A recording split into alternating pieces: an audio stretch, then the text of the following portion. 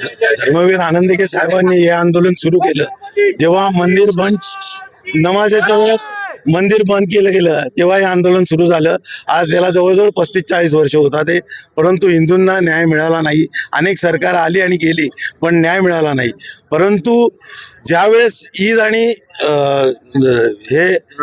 रमजान ईद आणि नवरात्र उत्सव एकत्र आले त्यावेळेला मीच अध्यक्ष होतो.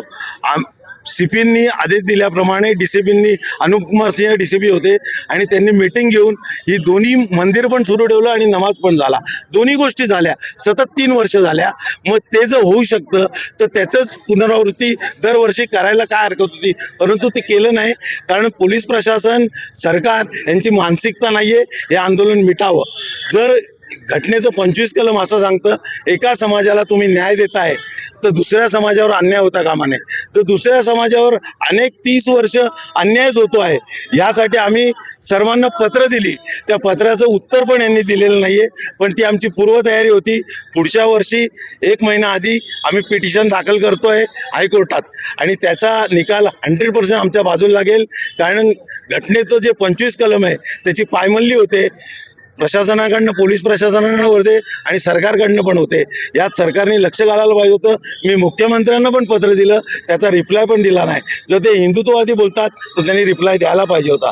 आणि जे सत्तेत आहेत त्यांचेच कार्यकर्ते आज आंदोलन करतात. ते आमदार आंदोलन करतात. आमदारांनी व्यासपीठावर आपला त्यांना हे आहे विधान भवन आहे तिथं तो शब्द उचलून धरायला पाहिजे होता. ते करत नाही आणि ते आंदोलनात. आणि विशेष म्हणजे लज्जास्पद गोष्ट आहे की जी मिरवणूक त्यांची आली त्याच्यात त्यांनी फटाकडे वाजवले. हा आनंद उत्सव साजरा करणारा हे नाहीये, हा निषेध करणारा आहे, काळे झेंडे दाखवणारा हे आहे इव्हेंट आहे. हा एक निषेध मोर्चा आहे आणि तिथे फटाकडे वाजवणं ही अतिशय लाजिरवाणी गोष्ट आहे. कारण त्यांना हृदयातनं वाटतच नाहीये आपल्यावर काय अन्याय होतोय, आपला काय अपमान होतोय, आपली अस्मिता दुखवली जाते हे त्यांची भावना नाहीये. म्हणून त्यांनी फटाकडे फोडले. आज त्यांना जर निर्णय करायचा होता तर त्यांनी आपल्या नेत्यांना सांगून ह्याच्यावर सोक्षमोक्ष निर्णय लावायला पाहिजे होता, परंतु तो लावला गेला नाही. 40 वर्षानंतर हिंदुत्ववादी संघटनांनी भाजपाला जाग आधीपासून आलेली आहे, परंतु हा इव्हेंट म्हणूनच करतात. DK साहेबांचं नेतृत्व एकनाथ शिंदे करत होते. एकनाथ शिंदे आमदार झाले, पालकमंत्री झाले, उपमुख्यमंत्री झाले, नंतर मुख्यमंत्री झाले आणि आता परत उपमुख्यमंत्री झाले. त्यांना जर हा प्रॉब्लेम सॉल्व्ह करायचा असता तर कधीच त्यांनी सगळ्या वरिष्ठ अधिकाऱ्यांची मीटिंग घेऊन ह्याला वाचा फोडली असती.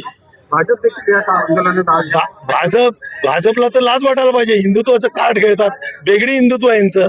जर एक मंदिर बंद होतं तर मुख्यमंत्र्यांनी खुर्चीवर बसायलाच नाही पाहिजे. मंदिर बंद कसं